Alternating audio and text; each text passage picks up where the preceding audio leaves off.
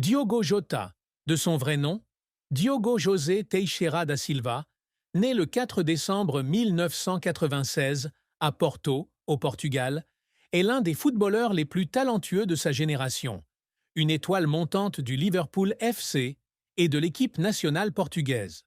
Sous le maillot numéro 20, il a marqué les supporters par ses buts spectaculaires, sa combativité inébranlable et son humilité admirable. Cependant, sa courte vie, qui s'est terminée par un tragique accident de la route le 3 juillet 2025 à Cernadilla, en Espagne, est une histoire émouvante, mêlée de joie, de tristesse et de secrets intimes qu'il n'a jamais pleinement révélés au public. De ses débuts à Gondomar à son apogée à Anfield, le parcours de Jota n'est pas seulement celui d'un footballeur, mais aussi celui d'un homme porteur de rêves, de défis et d'un amour profond pour sa famille et le football. Les profondes tristesses, les efforts acharnés et les moments qui l'ont fait pleurer l'ont façonné, laissant un héritage indélébile dans le cœur de ses fans. La plus grande tristesse de Diogo Jota ne réside pas dans les échecs sur le terrain ni dans les blessures qui le tourmentent, mais dans le sentiment d'impuissance qu'il ressent face aux difficultés de la vie. Jota a grandi dans une famille modeste de Gondomar, où ses parents, travailleurs, ont toujours soutenu ses rêves de footballeur.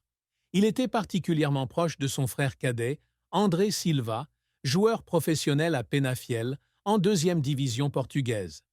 André, de 3 ans son cadet, a toujours considéré son frère comme un modèle et un confident.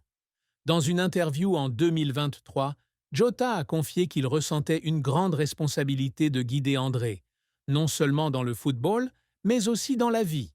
Cependant, il a également admis avoir parfois eu l'impression de ne pas remplir ce rôle, notamment lorsqu'André rencontrait des difficultés dans sa propre carrière. André, malgré son talent, n'a pas connu le même succès que Jota, ce qui a culpabilisé Jota, comme s'il n'avait pas suffisamment soutenu son frère. Cette tristesse fut aggravée par la mort des deux frères dans un terrible accident de voiture, le 3 juillet 2025. La Lamborghini qu'il conduisait sur l'A52 près de Cernadilla, dans la province de Zamora, en Espagne, fut victime d'une crevaison lors d'un dépassement. Le véhicule perdit le contrôle, sortit de la route et prit feu. L'accident coûta la vie à Jota, mais aussi à André, l'homme qu'il avait aimé et protégé toute sa vie. Cette perte fut un choc indescriptible, non seulement pour sa famille, mais aussi pour le monde du football tout entier, qui avait vu Jota et André partager leur passion sur le terrain. Les funérailles de Diogo Jota et André eurent lieu le 5 juillet 2025 à l'église Igreja Matriz de Gondomar, où Jota avait épousé sa compagne de longue date, Ruth Cardoso, 11 jours plus tôt. La cérémonie, solennelle, réunit des centaines de membres de sa famille, d'amis, de coéquipiers et de supporters venus du monde entier. Ses coéquipiers de Liverpool, dont le capitaine Virgil van Dijk, Andrew Robertson, Alexis McAllister, Darwin Núñez et Cody Gakpo, étaient présents pour lui rendre hommage. Van Dijk et Robertson portèrent des couronnes en forme de maillot portant les numéros 20 et 30, représentant Jota et André. Des stars internationales du football, comme Bruno Fernandes, Bernardo Silva, Rubén Dias et João Félix, étaient également venus lui rendre hommage. Le sélectionneur portugais Roberto Martinez a prononcé un discours émouvant, soulignant que l'esprit de Jota et d'André vivrait à jamais.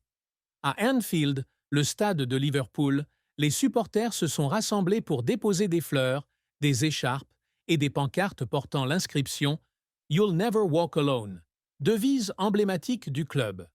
Nombreux sont ceux qui ont suggéré que le maillot numéro 20 soit retiré en l'honneur de Jota, un geste rare mais significatif. Les funérailles n'étaient pas seulement un adieu à Jota et André, mais aussi un moment pour le monde du football de se réunir en souvenir d'un talent disparu trop tôt et d'un frère qui a toujours fait passer sa famille en premier. La carrière de Diogo Jota est une histoire de persévérance, de talent et de larmes abondantes. Il a débuté à Passos de Ferreira, un petit club portugais, où il a rapidement démontré sa maîtrise du ballon, sa vitesse et son instinct de buteur.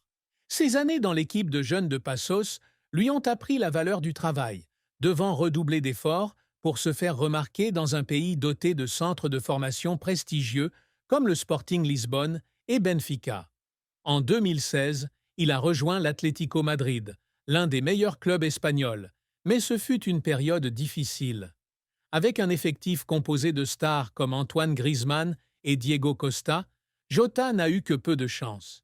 Il a été prêté, d'abord à Porto, le club de ses rêves.